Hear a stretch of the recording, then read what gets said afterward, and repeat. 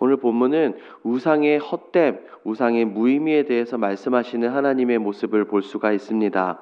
하나님은 우상들이 진짜 신인지 가짜 신인지 오늘 본문에서 분명하게 드러내고 계시죠. 하나님은 하나님의 전능하심을 드러내시고 우상들의 헛됨과 무능함을 완전히 드러내십니다. 오늘 본문을 통해 우리가 무엇을 깨달을 수 있는지 함께 살펴보겠습니다. 내용 관찰 1번입니다. 참 신임을 증명하는 확실한 증거는 무엇입니까? 신이라면 신은 모든 것을 다 할 수 있습니다. 그리고 진짜 신이라면 그 분명한 증거가 필요하지요. 22절에서 말하기를 장차 당할 일을 우리에게 진술하라 라고 나와 있습니다. 이것은 미래에 나타날 일을 말하라는 것이죠.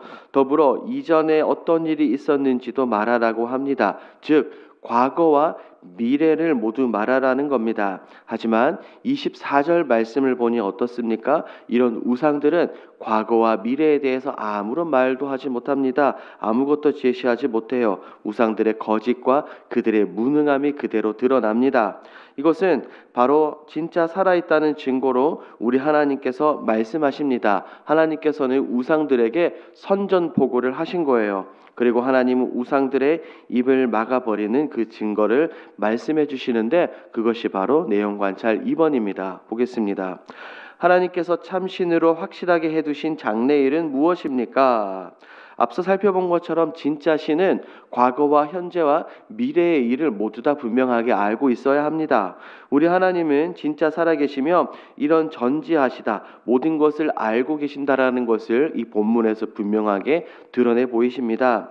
25절에서 말씀하시는 것은 장차 이 고레스가 일어나 고대 근동을 장악하게 되며 그를 통해 이 유다 백성들의 약속의 땅으로 본국으로 다시 귀환하게 될 것을 미리 예언하십니다. 앞서 말씀하셨던 미래를 예언하는 확실한 증거를 지금 우리 하나님께서는 보여주고 계시죠. 이처럼 우리 하나님은 거짓된 우상들과는 달리 진짜로 살아계신 하나님이시며 과거와 현재 미래를 모두 주관하시는 전능하신 하나님, 그리고 전지하신 하나님이라는 것을 우리가 분명하게 볼 수 있어요. 연구와 묵상입니다. 굳이 증명이 필요하지 않으신 하나님께서 소송을 벌이시는 이유는 무엇입니까? 백성들은 포로로 끌려갔죠. 그들이 왜 끌려갔습니까? 그들은 하나님을 제대로 섬기지도 않았고 하나님의 말씀에 순종하지도 않았습니다. 그들은 하나님을 섬기기보다 그 땅 가운데 있는 가나안의 우상들을 섬겼습니다. 이스라엘의 우상 숭배가 만연하던 시기에 그들은 하나님을 섬기면서 동시에 우상을 섬겼어요.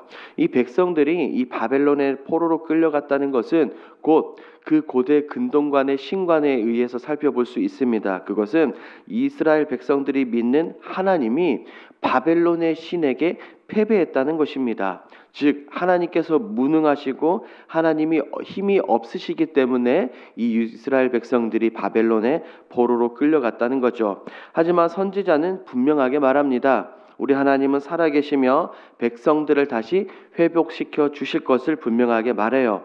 그래서 이 본문에서 하나님의 살아계심을 분명하게 말하고 있죠. 모든 것을 주관하시는 절대 주권의 하나님을 말입니다.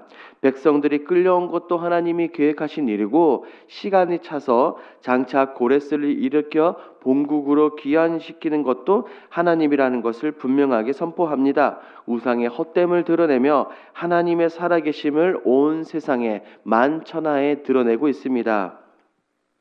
이런 헛된 우상들을 보며 느낄 수 있는 것들이 분명하게 있어요. 우리 느낀 점을 보겠습니다.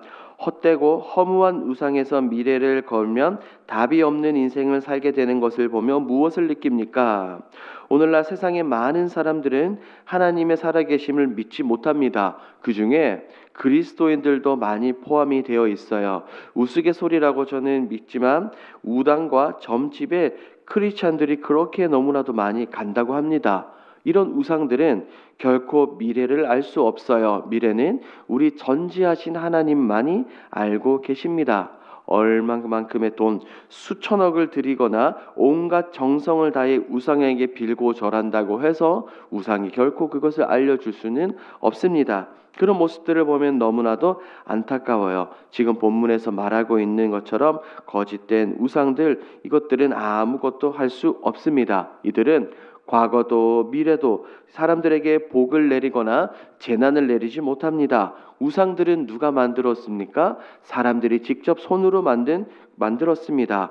우상들 역시 하나님께서 만드신 피조물이고 사람들의 자신의 요구와 만족, 필요에 따라 욕심에 따라 만들어낸 그저 하나의 형상일 뿐입니다. 우리가 알고 있는 것처럼 우상은 사람들과의 교제가 없습니다. 대화가 없고 감정 교감이 없습니다. 응답도 없죠. 하지만 우리 하나님은 어떤 분이십니까? 언제나 어느 때나 졸지도 아니하시고 주무시지도 아니하시는 그 하나님께서 지금도 우리와 함께 하시며 우리의 기도에 응답해 주시고 계십니다. 이런 하나님을 더욱더 믿고 따라야 되겠죠. 적용입니다. 최근 내가 하나님보다 더 의지하고 있는 것이 있다면 무엇입니까? 우리는 때때로 이 하나님의 살아계심과 하나님의 능력을 믿지 못하는 경우들이 제법 많습니다. 나의 삶에, 우리의 가정에 어려운 일, 큰 일을 맞이하게 되면 하나님께 기도를 하기는 합니다. 하지만 하나님의 역사하심과 간섭하심을 전적으로 믿기보다는 내 지혜, 내 힘, 내 노력, 내가 아는 사람들, 내 인맥을 믿으며 해결하려고 하는 경우들이 너무나도 많아요.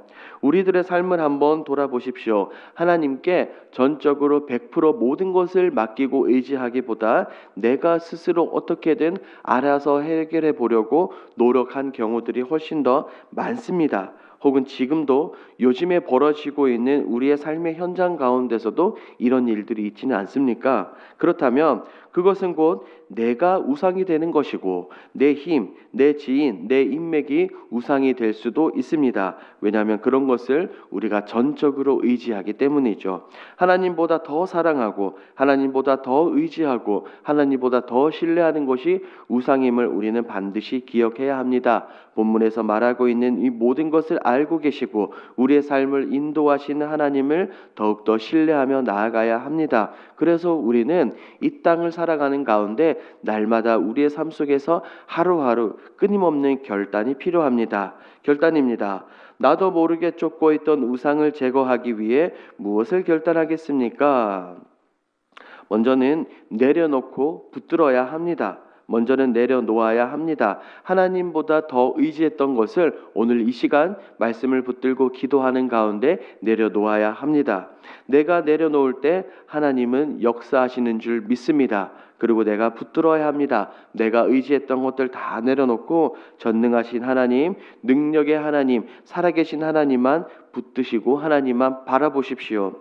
히스기야는 그들 가운데 장대 위에 높이 달린 놋뱀, 즉 느후수단을 어떻게 했습니까? 깨뜨려 버렸습니다. 백성들의 가운데, 자신들도 모르는 가운데 백성들, 하나님을 대신해 백성들 가운데 자리 잡고 있던 그 우상을 깨뜨려 버렸죠. 하지만 히스기야는 그 모든 것을 깨뜨려 버리고 오직 살아계신 하나님만 붙들었습니다. 그러므로 우리의 삶 가운데 있는 하나님보다 더 의지하는 것이 있다면 오늘 이 시간 기도하는 가운데 여러분 먼저 내려놓으십시오. 그리고 살아계신 하나님만 붙드시고 하나님의 힘을 부르십시오. 그럴 때 갈멜산에서 불이 내렸던 것처럼 살아계신 참신 여호와 하나님께서 여러분들에게 우리에게 응답해 주실 것이고 우리의 가진 문제들을 해결해 주실 줄 믿습니다. 이런 놀라운 믿음으로 나아가시는 저와 여러분들이 되길 주님의 이름으로 축복합니다.